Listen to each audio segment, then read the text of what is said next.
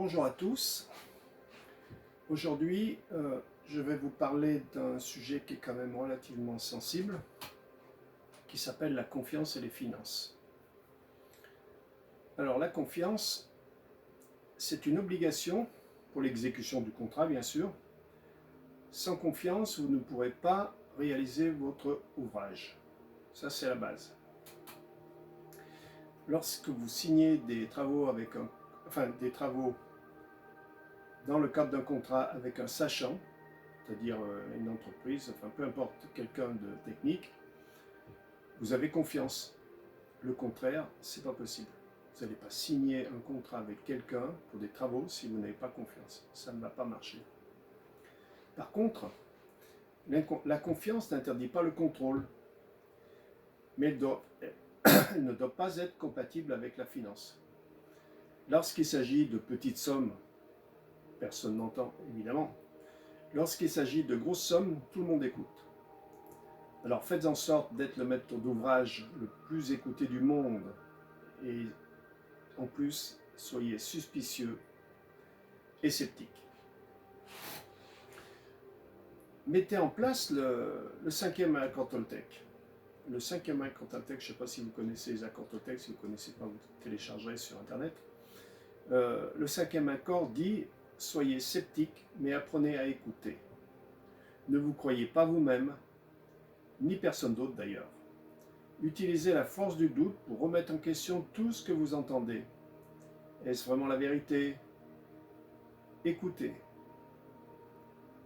Et écoutez l'intention qui sous-tend les mots et vous comprendrez le véritable message. Sceptique. Qu'est-ce que c'est qu'une personne sceptique? Une personne sceptique, c'est une personne qui est incrédule, peu convaincue, qui doute de tout et qui doute de tout ce qui n'apparaît pas comme étant une évidence. Ça, c'est la base. Alors la confiance, ça va concerner qui? Ça concerne l'architecte, ça concerne le maître d'œuvre, ça concerne l'entreprise, ça concerne le bureau d'études. En fait, ça concerne tous les acteurs qui sont participants à l'ouvrage. Toute cette pyramide, c'est-à-dire qu'on va démarrer du très très haut qui est le maître d'ouvrage, c'est-à-dire vous. Vous avez mandaté un architecte. Alors, ces gens-là, ils connaissent leur travail. C'est évident, ils sont dans le métier, ils ont fait des études, ils savent faire des calculs, mais ils ne sont pas à l'abri de faire des erreurs, des fois des erreurs basiques. Ça nous arrive de trouver des erreurs, on se demande comment l'entreprise ou peu importe qui a pu faire une telle erreur. C'est tellement surprenant que ça dépasse la réalité. Alors, il faut quand même aussi que vous vous rappeliez que ces travaux, c'est votre histoire. Et cette histoire, elle vous appartient, alors protégez-la. C'est quand même, en théorie, c'est toujours une belle histoire. C'est un beau projet, c'est quelque chose que sur lequel vous avez réfléchi, sur lequel vous savez que vous allez mettre de l'argent. Donc, il faut quand même, il faut être très attention à tout ça. Donc, vous devez être automatiquement sceptique sur tout, suspicieux, ce qui veut dire que vous devez rester méfiant, tout écouter, tout entendre, tout comprendre un maximum, mais vraiment un maximum, et surtout pas spécialement ce que vous êtes en capacité de comprendre, mais encore plus aller chercher dans votre histoire, ça va vous parler, vous comprendrez le message, comment vous êtes, quel a été l'objet de votre rêve. Et puis d'un coup, vous avez des doutes sur ce qu'on est en train de faire. Donc là, il faut vraiment arrêter tout doute. Et tout simplement, vous avez un doute parce que vous avez été sceptique.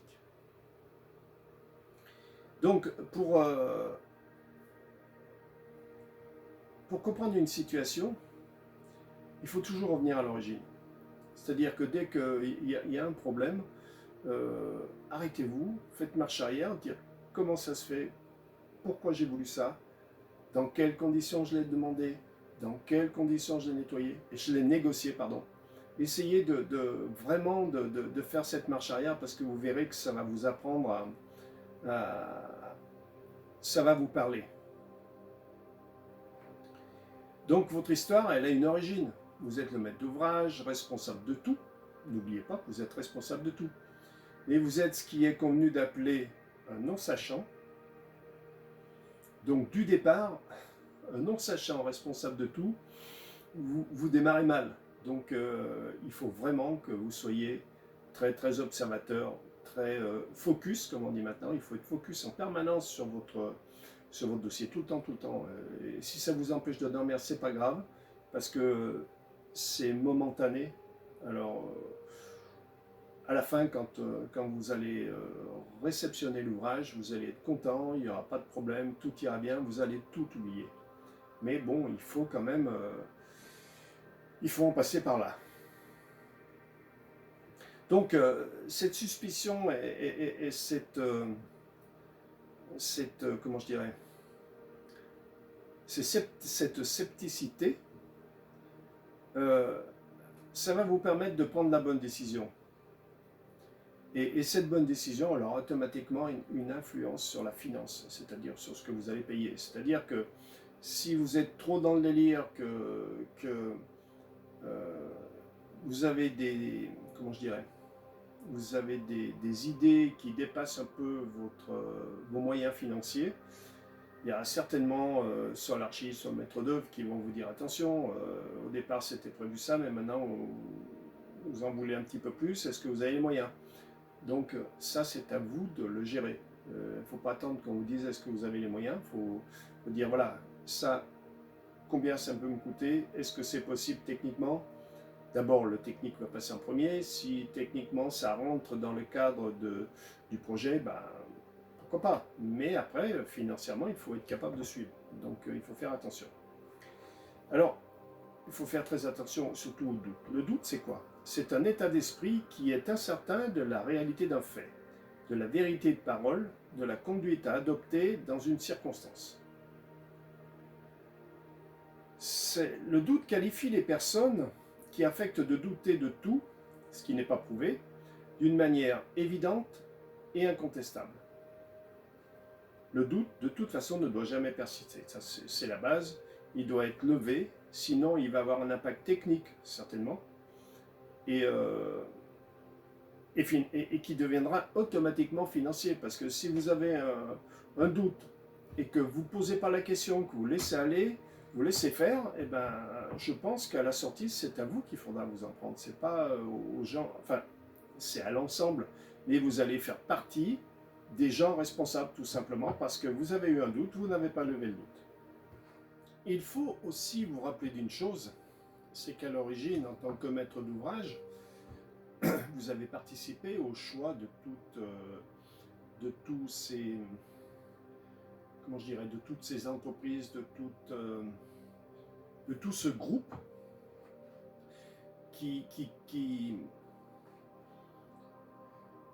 de tout ce groupe qui fait partie intégrante de l'aventure et qui doit normalement s'investir au maximum pour que le contrat soit réalisé correctement du point de vue qualitatif et financier. Donc ces personnes, bien sûr, vous avez été influencés soit par le maître d'œuvre, soit par l'architecte pour savoir qui il fallait prendre.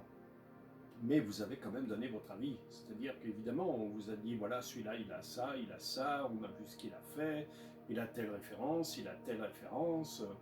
on le connaît, ou peu importe quoi. Il est le moins cher, il n'est pas le moins cher, il est au milieu, il est au premier quart, au troisième quart. Donc toutes ces personnes, ne pas oublier que vous avez participé au choix. Donc vous devez en assumer les conséquences. Alors l'important c'est que les conséquences soient positives pour vous. Voilà. Donc pensez-y. Il y a une chose qui est quand même très importante dans le doute. Ce doute, il ne doit pas être dans votre tête, il doit être écrit. Donc il ne faut pas avoir peur d'écrire. Vous avez le moindre doute, vous l'écrivez. Et si le doute il est levé, c'est fini, il n'y a pas de problème. Mais imaginons que le doute arrête le chantier. parce que vous avez vu quelque chose qui ne vous paraît pas compatible, que c'est pas ce que vous aviez demandé, c'était pas votre vision, peu importe.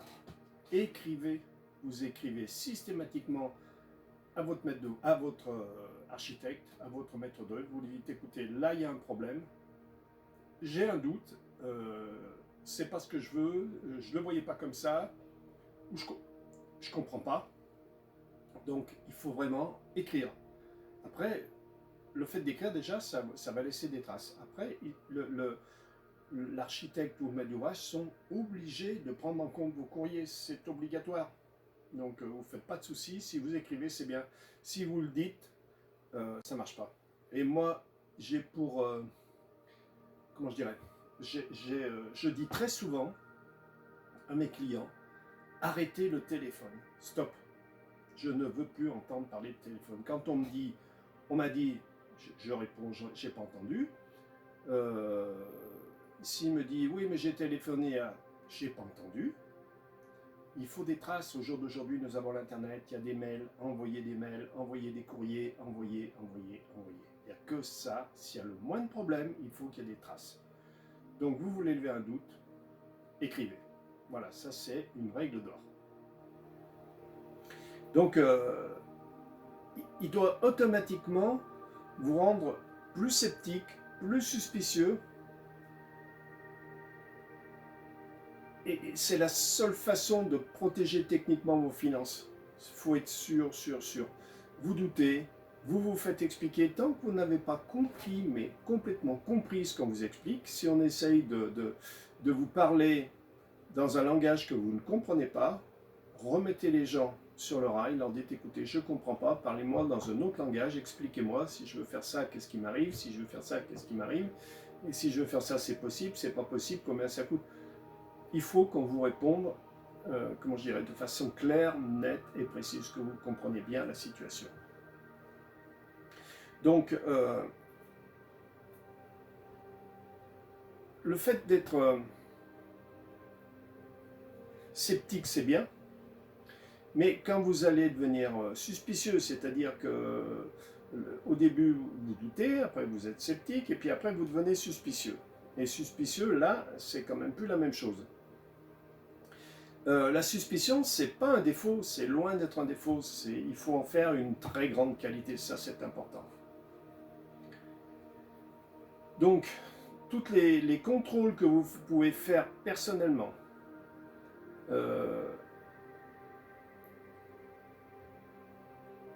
faites-les de façon à gérer cet ensemble, c'est-à-dire que si vous contrôlez quelque chose, n'allez pas chercher une toute petite chose, parce que peut-être que la petite chose, elle n'a aucun effet sur l'ensemble. Et puis vous allez passer à côté d'une autre petite chose qui est tellement importante pour l'ensemble que c'est trop tard, ça ne va plus.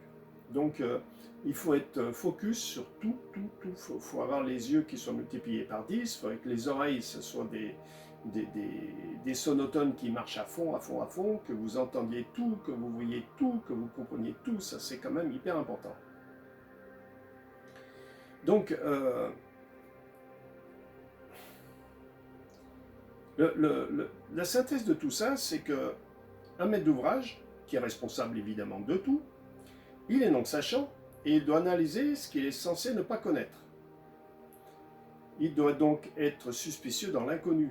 Vous imaginez, enfin vous imaginez pas, si vous y avez passé, vous allez comprendre, mais si vous ne savez pas ce que c'est plus compliqué, mais c'est quand même une réalité. Donc,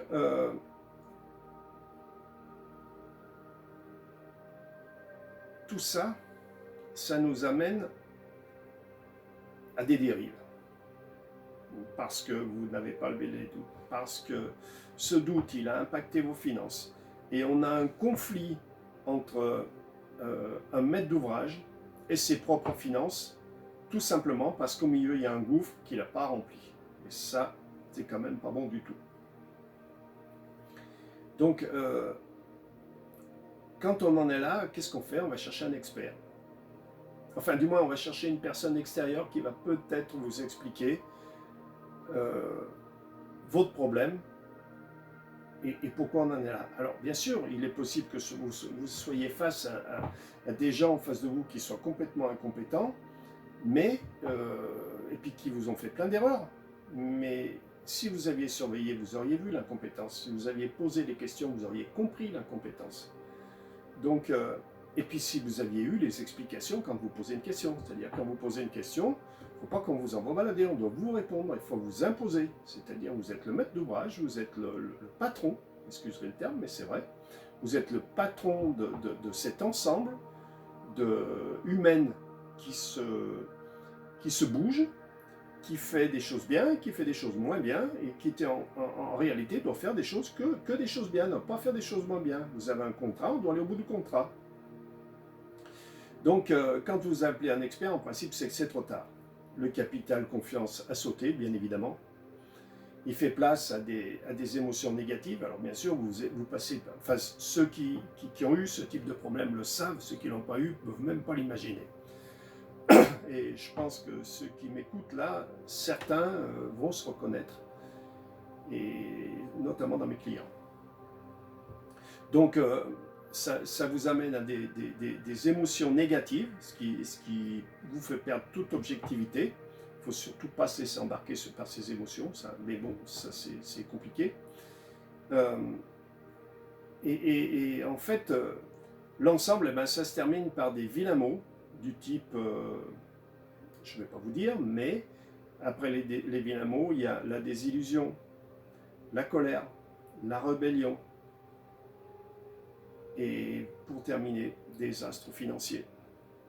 Et voilà, et ce désastre financier, seules les personnes concernées le connaissent malheureusement. Écoutez bien ce que je dis, c'est que c'est ceux qui le connaissent, c'est ceux qui ont été impactés par ce genre de choses. Et ça peut détruire des vies, ça peut détruire des ménages, enfin bref, ça peut détruire plein de choses. D'où le fait que ne faites pas confiance. Vous gardez, enfin je ne sais pas, ne faites pas confiance. Faites confiance, mais soyez toujours observateur, sceptique, suspicieux, regardez, écoutez, demandez. Ne faites pas sans savoir. Si quelqu'un, vous recevez une facture par exemple qui vous paraît normale, mais qui n'arrive pas par le circuit normal, c'est-à-dire qui ne passe pas par l'architecte ou par le maître d'œuvre, qui vous arrive directement par l'entreprise, vous ne la payez pas. Elle doit être vérifiée par l'archi ou le maître d'œuvre. Tout simplement parce que qu'est-ce qui prouve que cette facture elle est juste? Qu'est-ce qui prouve que ce qui est écrit dedans est bon? Est-ce qu'elle est conforme au contrat? Ça, vous pouvez le vérifier parce que vous devez les avoir. D'ailleurs, dans la relation confiance-finance, il y a contrat. Donc tous ces contrats, il faut les lire, les devis. Alors essayez de ne pas avoir que des devis. Il faut avoir un contrat qui aille avec le devis, c'est-à-dire que le devis, il vous dit il y a tant de mètres carrés de ça, il y a tant de mètres linéaires de ça, au prix unitaire de temps. Ça vous donne un total. Mais dans le contrat, c'est autre chose. Un contrat, il définit les modalités de paiement, les modalités de réalisation, les techniques à employer, qui sont les acteurs, enfin. Un contrat, il y a une norme, si vous regardez bien, il y a une norme, la nouvelle norme, enfin la dernière, elle est de 2017, la seule norme qui gère les marchés de travaux privés, alors je parle bien pour les maîtres d'ouvrage privés, parce que ces vidéos sont que pour des marchés d'ouvrage privés, pas publics, cette norme s'appelle la norme NFP 03-001 de... Je crois que c'est septembre ou novembre 2017, pardon, excusez-moi. Donc, cette norme, normalement, vous pouvez la télécharger sur Internet et vous la lisez, et ça va vous parler de plein de choses. Et si vous n'arrivez pas à la trouver, vous la faites lire par l'architecte ou le maître d'œuvre. Par contre, sur les marchés, mettez-vous bien, ça faut l'écrire, que le marché est lié à la norme NFP03 et au DTU et aux règles de l'art. Ça, c'est une règle, parce que le DTU, s'il n'est pas démarqué dans les contrats, il n'est pas obligatoire. Donc c'est vrai qu'après, si ça dérape et que ça va au tribunal, vous pensez bien que les experts judiciaires, eux, ils se réfèrent au DTU, ils ne veulent pas s'embarrasser avec des choses que oui, mais peut-être que non. C'est des gens qui sont très carrés, qui connaissent leur travail et qui savent très bien le faire. Donc, tout ce que je vous dis, il faut quand même bien penser que ce n'est pas de l'alarmisme. Ça arrive chaque jour à quelqu'un, et quand je dis quelqu'un, ce n'est pas une personne, c'est X personnes. Alors, messieurs les maîtres d'ouvrage, faites en sorte que ça ne vous arrive pas.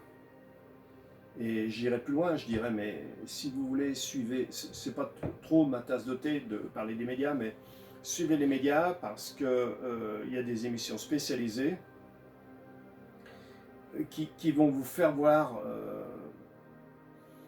des gens qui sont dans des situations impossibles, c'est-à-dire une maison qui est à moitié démarrée, qui est toute fissurée, l'entreprise a déposé le bilan. Ouf. Et ben, ces gens-là, c'est quand même une réalité, surtout ne pensez jamais que ça n'arrive qu'aux autres. Ça, c'est important. Et c'est pour ça que je dis, il faut confiance-finance, entre les deux, il y a un trou. Il faut le combler absolument. Tant qu'il n'est pas comblé intégralement, il ne faut pas démarrer. C'est-à-dire qu'il faut, quand vous démarrez, il faut tout avoir. C'est-à-dire les marchés, les contrats, les finances, les plans, les études, tout. Et surtout, quand quelqu'un vous dit « on verra », vous arrêtez tout. On verra, ça n'existe pas dans ce métier. On verra, je dis toujours, moi, ce que je vous dis, c'est pas péjoratif, on verra, c'est égal à un chèque. Tout le temps. Donc, ne faites pas, n'écoutez pas, on verra, ne l'entendez pas surtout. Ça, c'est important. Alors, il faut, comme je vous dis, il faut combler ce fossé. Donc, il faut avoir toute la partie administrative avant de démarrer le chantier, complète, c'est-à-dire qui va faire quoi, comment, vous devez tout savoir, ce qu'on appelle la méthode. La méthode se fait sur un bureau. Et j'ai coutume à dire qu'un chantier qui n'est pas fait correctement dans un bureau ne sera pas réalisé correctement sur place. Ça, c'est pas possible. Donc, et j'ai une deuxième chose qui dit, vous verrez, c'est écrit sur mon site, dossier mal préparé égale problème au carré. Ça, c'est cette liaison, confiance, finance. Vous ne pouvez pas faire confiance au départ. Fermez les yeux, comme j'ai eu certains clients à l'époque où j'étais maître d'œuvre, qui m'ont dit, oh non, non, mais moi, je ne vais pas m'en occuper, je ne sais pas faire, je ne sais pas faire. Non. C'est au bout de quand vous motivez votre client et que vous lui expliquez un petit peu les choses, après il va participer, ils participent tous. Vous savez, c'est surprenant, je dis toujours que mes clients actuels, quand on a terminé l'expertise, sont de très bons experts. Tout simplement parce qu'au début ils sont perdus, mais complètement perdus, ils sont dans des délires pas possibles, ils sont envahis par leurs émotions, tout simplement parce que cette relation confiance-finance a sauté, mais vraiment sauté. Et quand ils reprennent le dessus et qu'ils commencent à analyser, alors évidemment, je demande toujours à un client de faire un son historique. Et je peux vous dire que là, j'en ai deux. Ils vont encore, je ne vais pas les citer, c'est malheureux pour eux, mais ça va peut-être les faire sourire. Mais ces deux couples ont fait leur historique. Le premier, il a mis un peu plus d'une semaine pour le faire. Le deuxième a dit, oh, 2-3 jours, ça devrait aller, je vous le rends dimanche. Ça, c'était il y a 15 jours. J'ai toujours pas l'historique, tout simplement parce qu'ils ont compris que l'historique, c'est leur histoire. Et que s'ils veulent qu'on ait comment je dirais, une expertise correcte, il faut qu'on ait cette histoire et qu'on gère cette histoire et qu'on comprenne comment, à l'origine, ça a démarré. Donc voilà.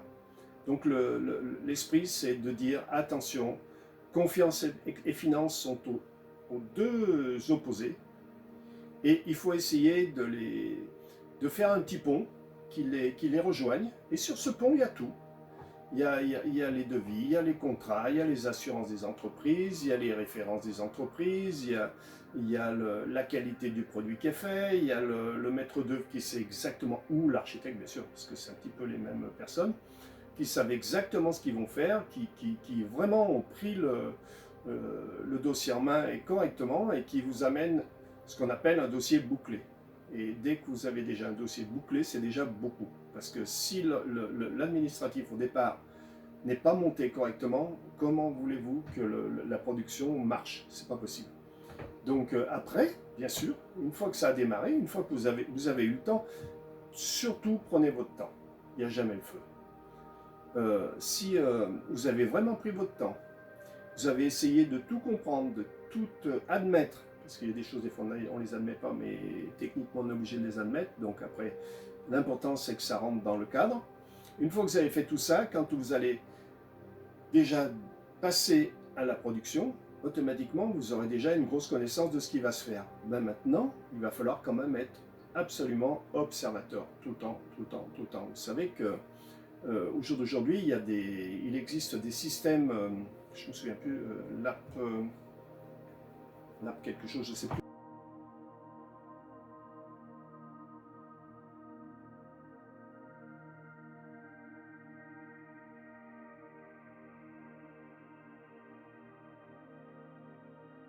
On installe une caméra sur un chantier. Cette caméra, elle peut rester 1 an. Et tous les 15 jours, elle interroge, toutes les 15 minutes, elle fait des photos qu'elle envoie directement au centre de traitement.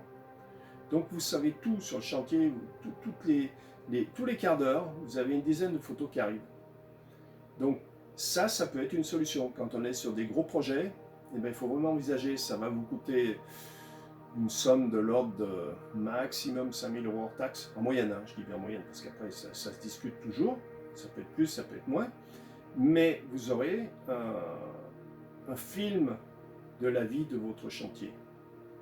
Et il faut savoir que, je vous donne un exemple, quand je fais des expertises, avant j'enregistrais, je prenais des notes, maintenant je ne fais plus, je fais des photos. Je pars d'une expertise, j'ai 400, 500 photos. Après je les trie, je les range par ordre, c'est-à-dire en avancement. Et après je regarde, j'ouvre les ordinateurs, j'ouvre tout, et je regarde, et je passe des fois 3-4 heures à tout regarder, et je trouve énormément de choses et que les intervenants n'ont pas vu. Et c'est pour ça que si chaque soir, chaque intervenant prend en photo de ce qu'il avait fait, il rentre chez lui, il regarde, il va voir s'il a fait des erreurs. Donc, pour en terminer, ces systèmes de vidéos, eh ben, c'est quand même un bon truc. C'est-à-dire que vous voyez tout le temps votre chantier qui avance. C'est ce qui fait que si c'est bien fait, si vous avez bien communiqué avec la personne qui va vous gérer votre chantier, imaginons que pour une raison ou pour une autre, vous soyez obligé de partir pour votre travail 1 mois à l'autre bout de la planète. Eh bien, ces vidéos, ces photos, on peut les stocker sur ce qu'on appelle vulgairement un coffre-fort, voire un blockchain, auquel vous avez accès, et vous pouvez consulter votre chantier tout le temps, et vous restez l'observateur, vous savez où ça en est.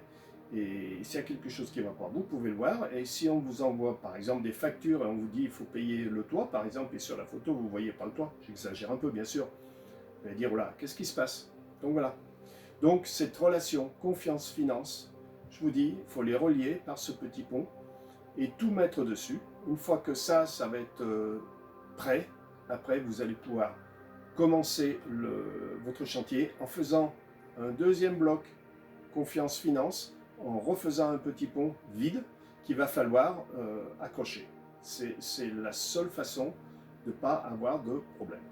Et parlez-en avec les gens qui ont eu des problèmes et dites-vous bien une chose, c'est que en principe, ils ne majorent pas leurs problèmes parce qu'ils sont dans des situations qu'on n'aimerait pas avoir. Voilà, pour aujourd'hui. Je vous souhaite une bonne journée et je vous dis à la prochaine vidéo sur YouTube. Au revoir.